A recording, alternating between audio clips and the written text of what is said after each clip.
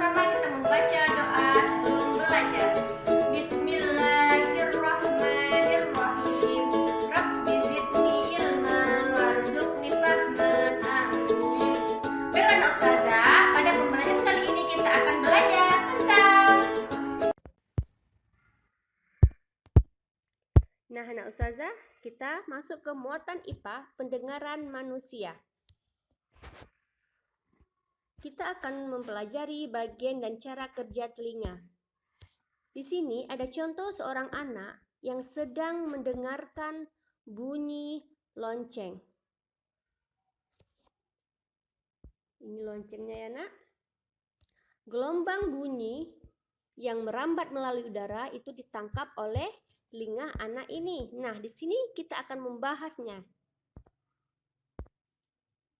Telinga merupakan salah satu panca indera. Selain berfungsi sebagai alat pendengaran, telinga juga berfungsi sebagai alat keseimbangan tubuh. Contoh gambar telinga. Bagian-bagian telinga secara umum dibagi menjadi 3. Yang pertama, itu ada telinga luar, telinga tengah, dan telinga dalam. Nah, di sini kita akan membahas satu persatu ya, Nak. Bagian-bagian tersebut memiliki fungsi khusus yang memungkinkan telinga kita dapat mendengar. Kita akan membahas dulu telinga luar. Telinga luar adalah bagian telinga yang terletak di luar dan kontak langsung dengan lingkungan. Fungsi utama telinga luar adalah untuk menangkap bunyi dari lingkungan untuk kemudian diteruskan ke telinga tengah. Bagian telinga luar ini terdiri dari yang pertama itu ada daun telinga. Daun telinga ini mengumpulkan dan menyalurkan bunyi ke liang telinga. Kemudian ada lubang telinga. Lubang telinga ini tempat masuknya bunyi ke liang telinga. Liang telinga meneruskan rangsangan bunyi ke gendang telinga.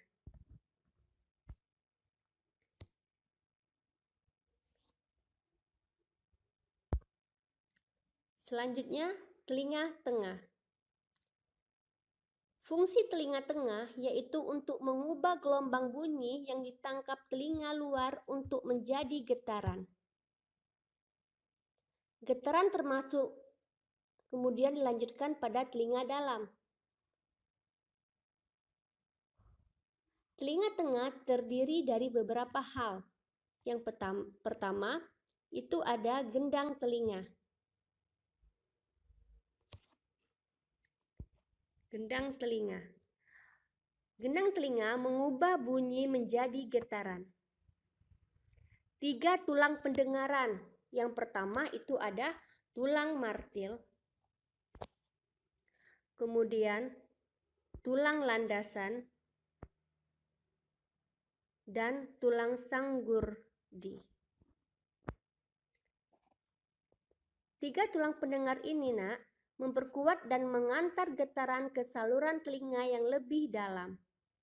Dan terakhir, saluran eustachius. Ini menghubungkan rongga mulut dengan telinga dalam dan mengatur keseimbangan tekanan udara.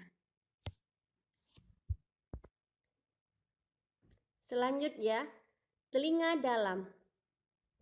Telinga dalam adalah pusat kendali dari indera pendengaran kita. Fungsi dari telinga dalam adalah untuk mengubah getaran dari telinga dalam menjadi impuls listrik dan meneruskannya melalui saraf menuju otak. Telinga dalam terdiri dari beberapa struktur. Yang pertama itu ada 3 saluran setengah lingkaran. 3 saluran setengah lingkaran atau menjaga keseimbangan tubuh kita.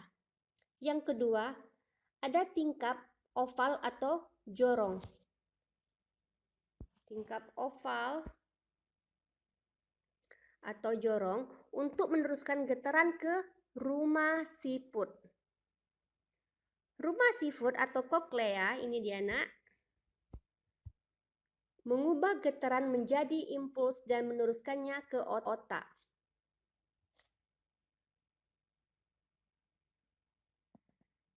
Semua bagian tersebut mempunyai perannya masing-masing, sehingga dapat menghasilkan informasi ke otak dan akhirnya kita mampu mendengar bunyi secara baik. Nah, inilah cara kerja telinga kita.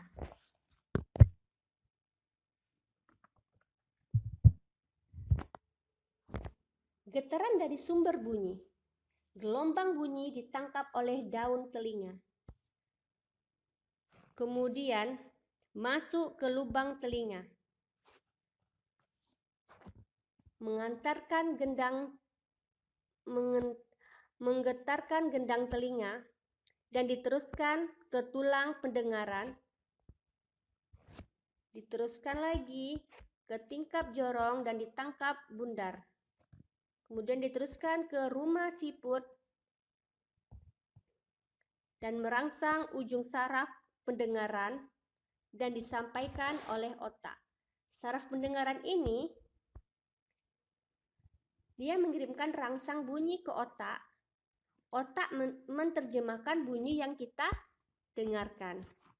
Ini tadi gelombang bunyi, kemudian ditangkap oleh telinga kita.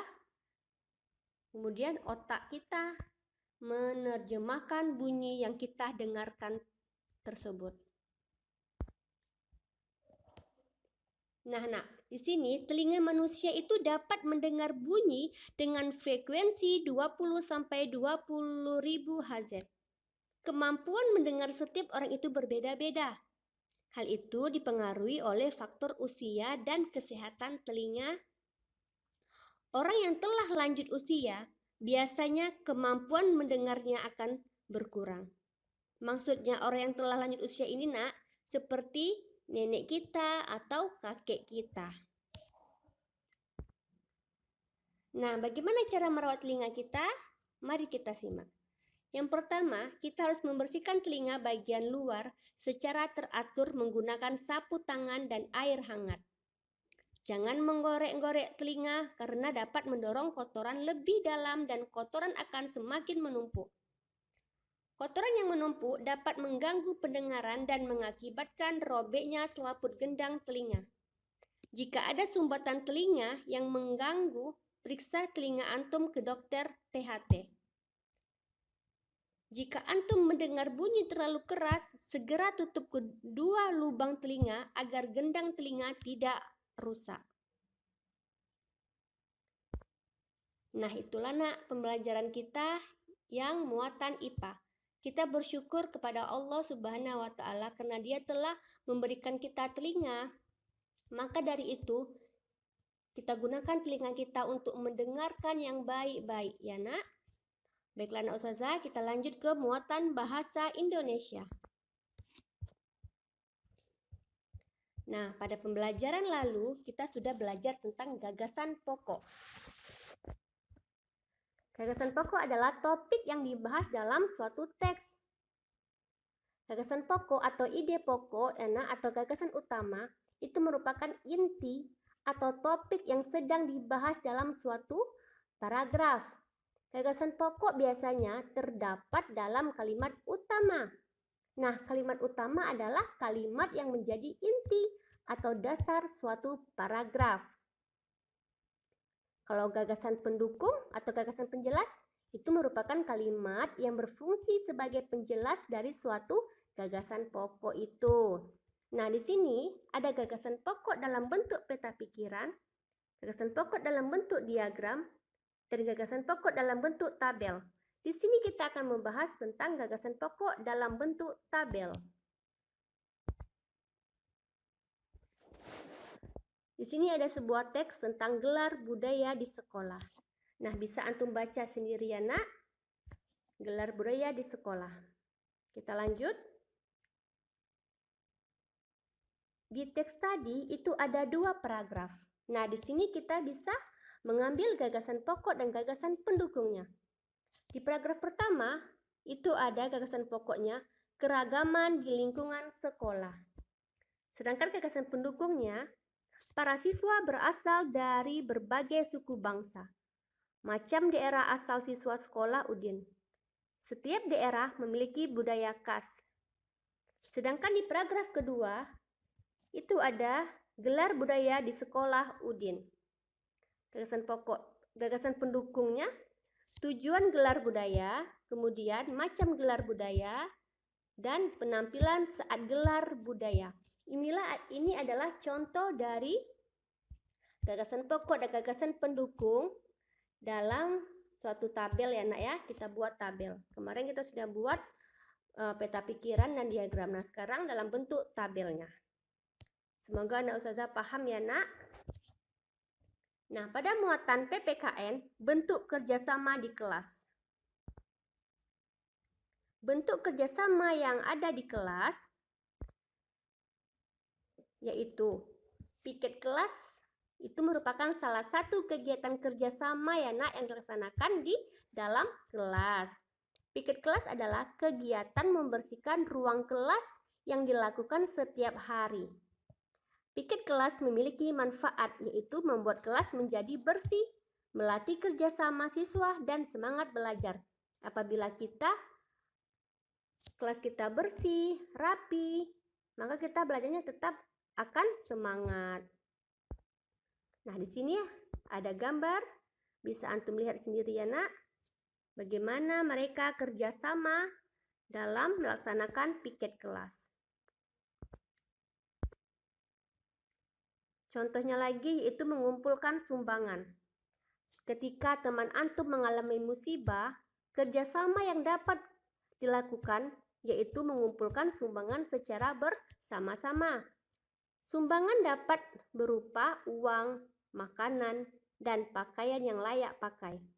Manfaat dari sumbangan ini yaitu membantu meringankan musibah teman antum.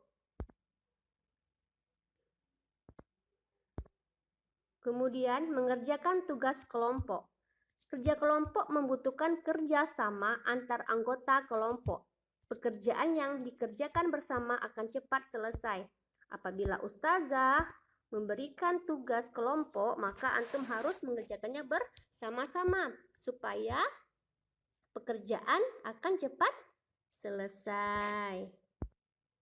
Baiklah anak ustazah, itulah tadi pembelajaran kita dari muatan IPA, bahasa, dan PPKN.